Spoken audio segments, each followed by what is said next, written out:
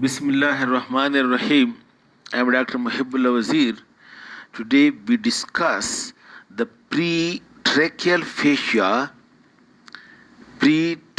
fascia and carotid sheath.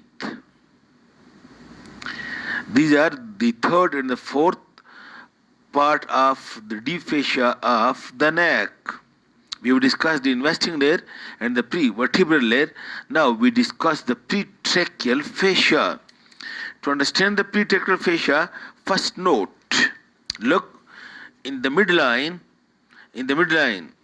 over here, look just below the mandible, over here, this is the hyoid bone. Below the hyoid bone, you can see this is the thyroid cartilage. Make it clear. And below the thyroid cartilage, these are the tracheal rings. And lying upon the tracheal rings, you can see this thyroid gland. And on each side of the trachea, you can see this strap muscle, the sternohyoid, sternothyroid, and omohyoid muscle. And later to these muscles, you can see this carotid artery and internal jugular vein with carotid sheath, which is removed over here and being overlapped by the sternocleidomastoid muscle. Again, you can see this anatomy is more clear over here.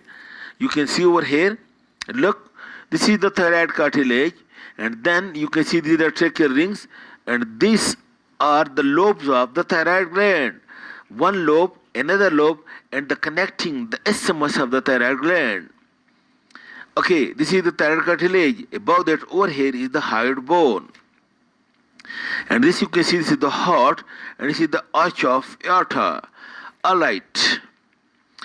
The pretracheal fascia, as its name indicate, it lies anterior to the trachea. It lies anterior to the larynx and the trachea. Over here, you note, look, again, this is the vertebral column, and over here lies the prevertebral fascia. Then you can see this is the esophagus, this is the larynx, and this is the trachea. The sheet of fascia that lies anterior to the trachea, this is the pretracheal fascia.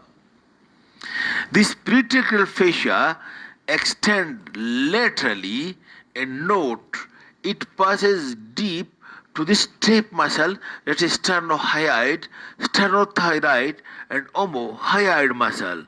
It passes deep to these muscles. And it reaches over here to the undersurface of the sternocleidomastoid muscle. And deep to it, you already know, over here lies the internal jugular vein. You can see it over here. Deep to the sternocleidomastoid lies this internal jugular vein, and then this internal carotid artery. Lower down, the internal jugular vein and the common carotid artery, and behind the two, in the groove between the two over here, that is, this is the vein, this is the artery. In the groove between the two over here lies the vagus nerve. And all these structures are being enclosed in a tubular sheath, which is called as carotid sheath. So this pretracheal fascia passes laterally deep to these muscles. When it reaches to the undersurface of sternocleidomastoid muscle, it gets fused over here to the anterior surface of the carotid sheath and to the undersurface of the sternocleidomastoid muscle. But passing laterally over here, this deep fascia, it split to enclose the lobes of the thyroid gland. You can see these lobes of, it splits to enclose the lobes of the thyroid gland. But it is enclosed between the layers, but these are not tightly adherent, but in the middle region to the isthmus, this pretracheal fascia is tightly adherent to the thyroid gland.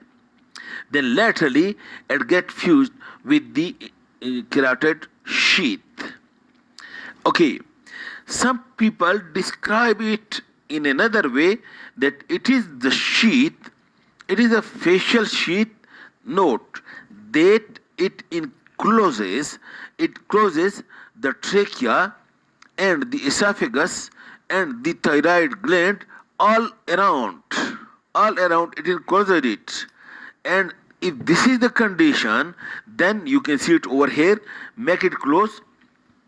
Look, this is the esophagus and this is the trachea, and look, this is the lobes of thyroid glands, and this blue, this one, this is the pretracheal fascia. Look, and this pretracheal fascia, where it come across the thyroid gland, you can see it divides into two slits and includes the thyroid lobes. Posteriorly, this part of the pretracheal fascia over here, where it is being marked as light green, this part of the pretracheal fascia on the posterior side, it is called as buccopharyngeal fascia. It is this buccopharyngeal fascia that separate the esophagus from the prevertebral fascia. That is another way of description of the pretracheal fascia. Okay. Then the next is the carotid sheath. Look over here, please. This is the opening of carotid canal. So this is the internal common carotid artery that ascends upward. And this you can see, look, this is the jugular foramen. From this come out the internal jugular vein, the 9th, 10th, that is the glossopharyngeal, vagus and accessory nerve. So this is the internal carotid artery, look, and this is the internal jugular vein coming from the jugular foramen like this. Posterior in the groove between the two lies the vagus nerve. All these structures are being enclosed in a tubular sheath of fascia like that. Look, in a tubular sheath of fascia, it is being enclosed, all the structures, that is, look over here, that is, look, medially the internal carotid and lower down the common carotid, laterally the jugular vein, posterior between the two is the vagus nerve. All these structures are being enclosed in a tubular sheath of fascia. Of course, they say that it is not such a strong fascia is the other fasciae, or for example the pretracheal prevertebral fascia. So it is just a meshwork of loose connective tissue, but again it is being considered as fascia. And superiorly, this tube of fascia is being attached over here to the base of the skull, over here at the area of, look, this carotid canal and jugular foramen over here, and inferiorly, look, this passes lower down, this carotid sheath, it passes more posteriorly, and it is attached over here to, in the thoracic region, to the arch of aorta. It passes behind the clavicle, internal thoracic cavity, and over here is the arch of aorta. It is being attached to the arch of aorta. And you know, the prevertebral fascia is attached to the fourth thoracic vertebra.